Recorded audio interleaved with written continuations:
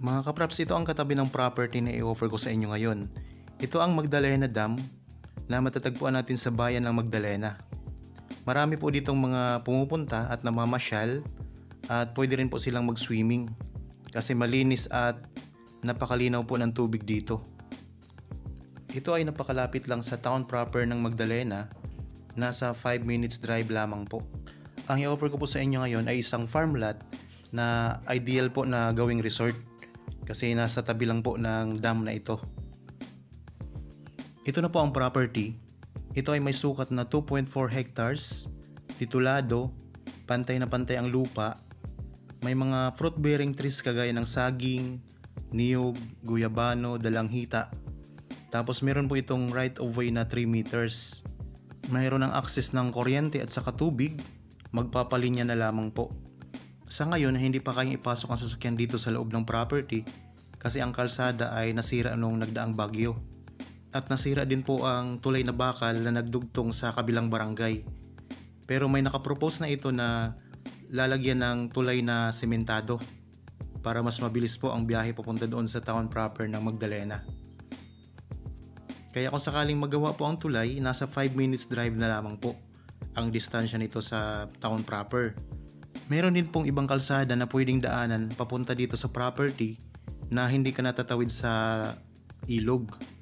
Pero mas malayo po siya ng konti at rough road pa lamang po mga kapraps. Kung sakaling gusto nyo bisitahin ang property, gusto nyo mag-tripping, pwedeng iiwan nyo muna ang sasakyan doon sa kabilang barangay at tatawid po tayo sa tulay na kawayan para mas mabilis-bilis po ang pagpunta dito sa property mga kapraps. Napakamura lang po ng presyo nito. Makikita nyo sa description box at sa title po nitong video. Okay? Habang kayo po ay nagpapahinga at nagre-relax dyan sa inyong bahay mga kapraps, samahan nyo po ako, panoorin nyo ang video hanggang sa dulo para may idea po kayo sa property na ito. Tara po! Magandang araw po mga kapraps! Welcome back sa Badshot Properties channel. Ako po si Bads, ang inyong makakasama para sa ating virtual viewing.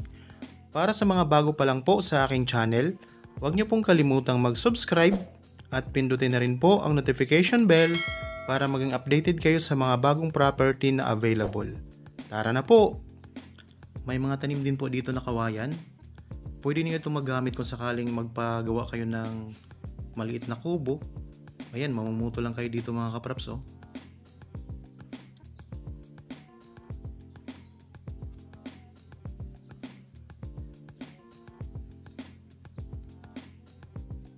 May mga saging, ayan ang mga saging mga kapraps.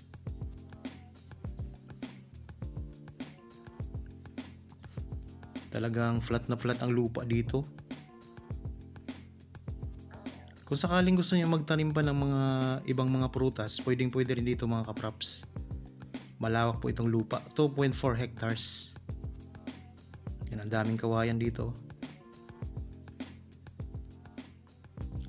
Ayan po ang ilog. Yan ang Magdalena Dam mga kapraps. Yung pinakita ko sa inyo kanina. Ang isa po sa kagandahan dito, mayroon ng riprap na sementado sa gilid ng ilog.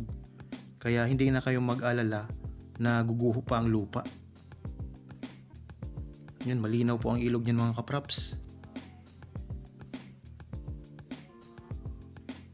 Tapos mayroon siyang mga kawayan sa gilid mismo ng ilog. Kaya matibay po ang lupa dito. Ulitin ko lang po, ito ay 2.4 hectares, isang farm lot na katabi lang ng Magdalena Dam. Matatagpuan natin dito sa bayan ng Magdalena, Laguna. Ito ay titulado, flat na flat ang lupa. May mga fruit-bearing trees kagaya ng saging, guyabano, dalanghita, niyog at iba pang mga pananim. Mayroon itong right of way na 3 meters ang lapad. At sa ngayon po ay hindi pa kayang ipasok ang sasakyan sa loob kasi gagawin pa lang po ang kalsada na sinira nung nakaraang bagyo. Pero kung sakaling magawa po, lalo na itong nakapropose na tulay, ay ang bilis na po ng biyahe papunta sa town proper ng Magdalena. May access na po dito ng kuryente at saka tubig, tapos napakamura pa lang po ng presyo. Nasa description box at sa title nitong video. Okay, sana nagustuhan nyo po ang property na in-offer ko sa inyo ngayon. Para po sa mga bago pa lang sa aking channel at napadaan lamang dito sa aking channel, huwag niyo pong kalimutang mag-subscribe at pindutin na rin po ang notification bell para maging updated kayo sa mga bagong property na i-offer pa po natin. Maraming salamat po. Lagi tayong mag-iingat.